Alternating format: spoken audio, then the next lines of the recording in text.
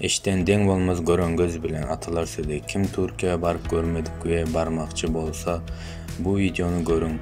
Assalamu alaykum dostlar, dogullar, ildeşlerim. Bugün siz bilen paylaşmakçy bolýan zatym İstanbul şäherine ilki baramda video çekipdim. Şonu size görkezmekçi. Bu suratla İstanbul'un täze aeroportu ol ören uly we ilkinji gezek ýeke barsaň azaşyp almagy mümkin. Hayran galdyrjy ýeri daşary ýurtdan İstanbul'a gelýärler, her türlü milletler bar. Görmedik milletlerini görýän. Bu video dekabr ayının 19'una çekipdim. Akşam saat 7'lerde uçup geldik İstanbul'a. Ýöne samolyotun içindäki çyralar biraz videonun kaçysy bolsun. Boze başlarsanız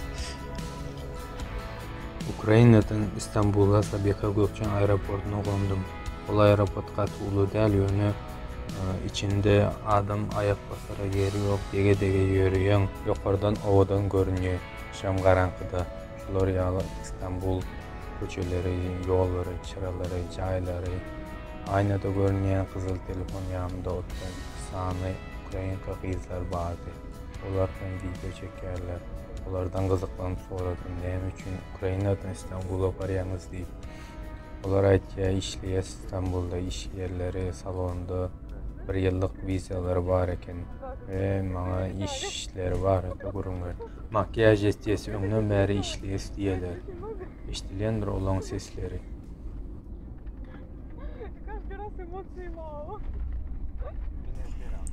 Şunun bilen videomu jemleýän janyňyz sag, işiňiz rowaç bolsun. Sizin bilen hemdem kanalyma abone bolmagy unutmaň. Like knopkasyny bassaňyz hem kem bolmaz. Indiki videolarda görüşýänçek, paka paka.